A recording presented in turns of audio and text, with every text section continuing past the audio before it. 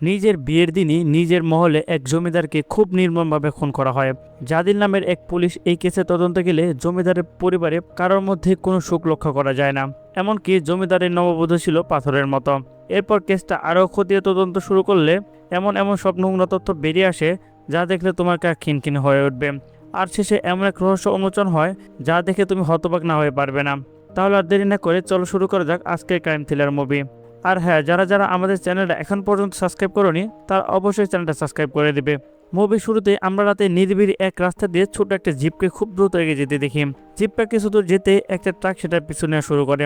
এরপর হঠাৎ সেই ট্রাকটা এসে জিপকে ধাক্কা দিয়ে পাশে ফেলে দেয়। এদিকে আহত অবস্থায় কোনো রকমের হামাগুড়ি দিয়ে সেই জিপ থেকে এক রাজকীয় পোশাক পরা এক মহিলা বেরিয়ে আসে।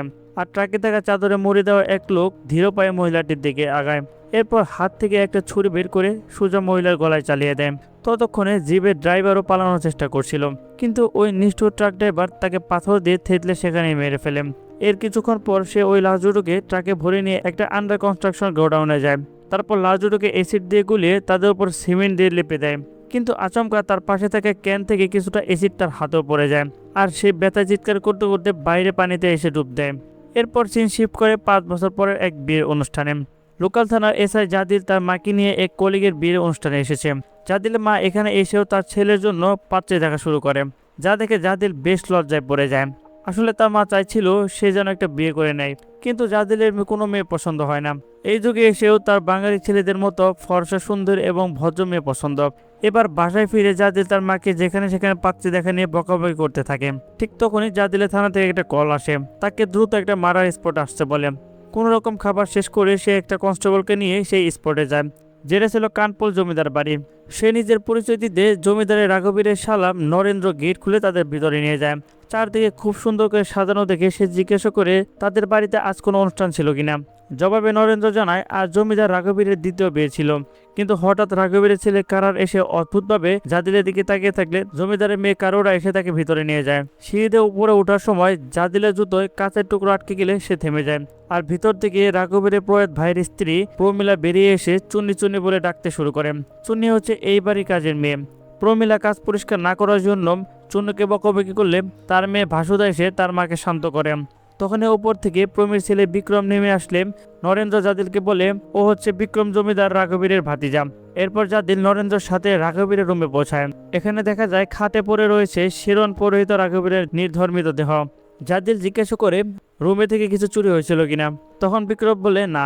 এরপর জাদিল আবারও বিক্রমকে জিজ্ঞাসা করে সে কখন রাঘবীরের লাশ দেখেছে। বিক্রম জানায় প্রায় 7:30টার দিকে। তখন জাদিল আবার প্রশ্ন করে তার আগে সে কোথায় ছিল। জবাবে বিক্রম জানায় আমি এমজি রোডে আমার ফিয়ন্সিকে পৌঁছে দিতে গিয়েছিলাম।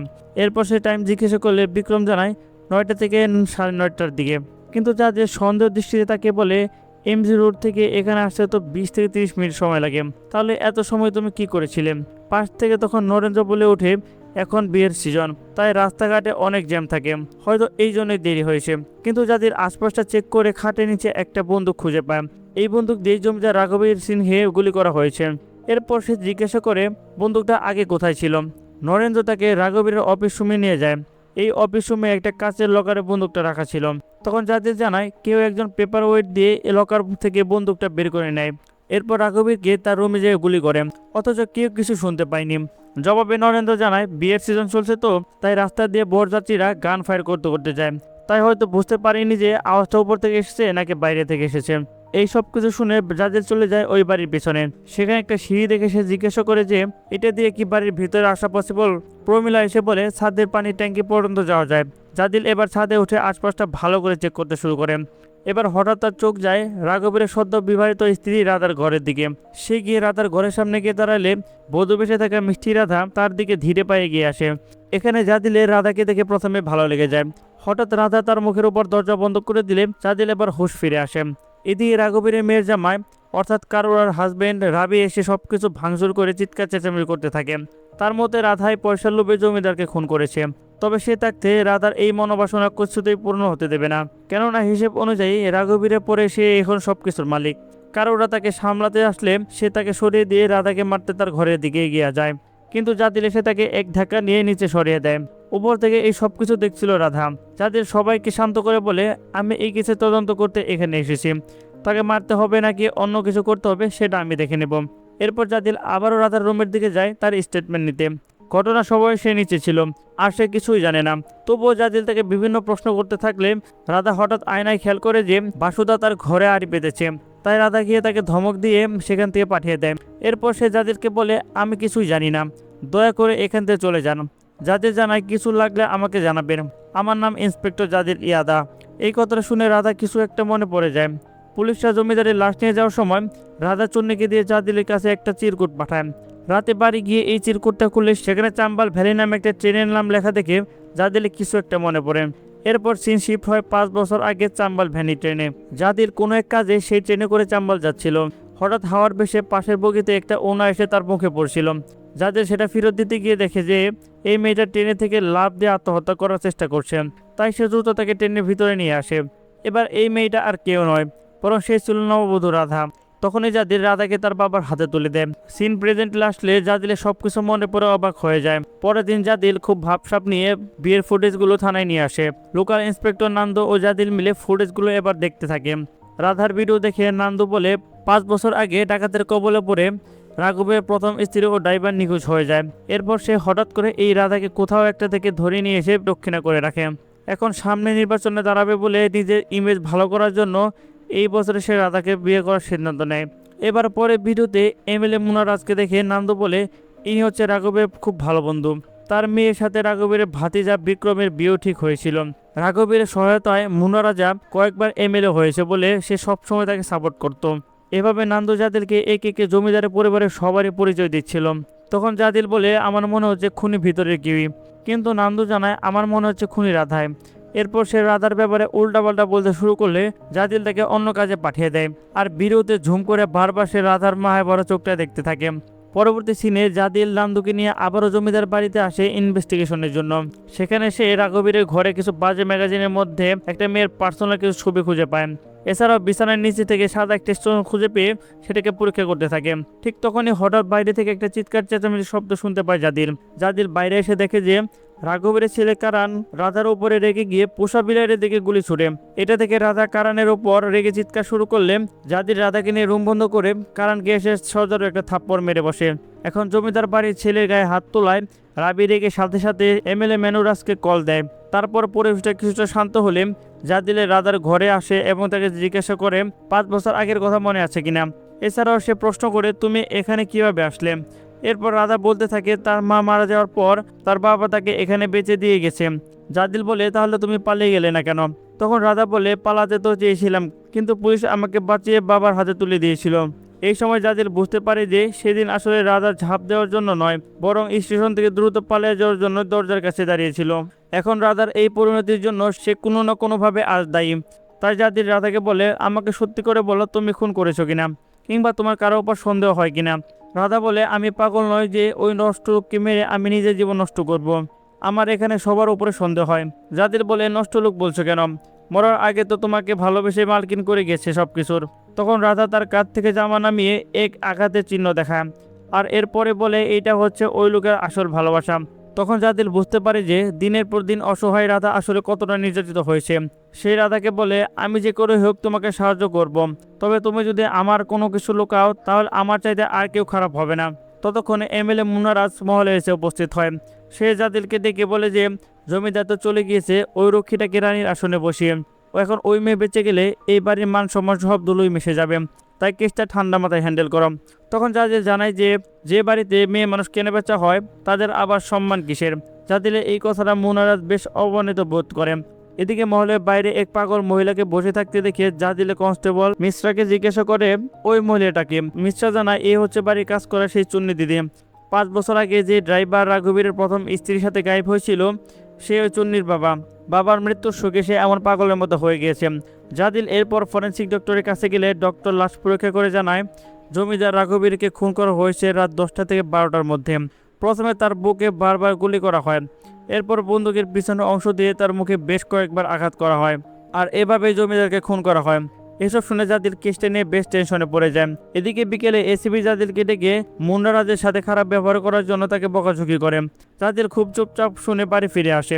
রাতে আবারও জাদিলের মা তার সাথে বিয়ে নিয়ে কথা বলতে বলতে জাদিল তার মাকে শান্ত করতে যায়। ঠিক তখনই নান্দু কল করে জানায় যে রাঘবীরের কল রেকর্ড বের করেছে সে। রাত 11:30-এর দিকে বিক্রম সত্যি রাঘবের সাথে কথা বলেছিল। তবে বিক্রমের ফোনে আরও একটা নাম্বার বেশ কয়েকবার কল এসেছে। ওই নাম্বারটাও রাঘবীরের নামেই। জাদিল এবার দ্বিতীয় নাম্বারটা তাকে পাঠাতে বলে। তারপর সেই নাম্বারটা পাঠালে জাদিল সেই নাম্বারে কল করলে কল রিসিভ করে রাধা। এতে করে জাদিল বেশ অবাক হয়ে যায়। সে বুঝতে পারে মার্ডারের দিন রাতেও রাধাই বিক্রমকে কল করেছিল। পরের দিন সকাল হতেই জাদিল রাধার কাছে যায়। সে শান্ত ভাষায় তাকে প্রশ্ন করে বলে, তোমার সাথে বিক্রমের কতদিনের সম্পর্ক? এই কথায় রাধা একটু ঘাবড়ে গেলেও সে নিজেকে সামাল দিয়ে বলে, অনেক দিনের। সে বলতে থাকে, আমি ওকে ভালোবেসেছিলাম। এই কথা শুনে জাদিল বলে ওঠে, তাহলে তার ভালোবাসার জন্য তুমি জমিদারকে খুন করেছো, তাই না? আসলেই তুমি একটা দুশ্চরিত্রা। এক ঘরে বসে বাপ ছেলে দুজনের সাথেই। রাধা বলে, আমি কোনো খুন করিনি। বিক্রম বলেছিল সে আমাকে ভালোবাসে, তবে জমিদারের উপরে গিয়ে আমাকে বিয়ে করে কলিজা ওর ছিল না।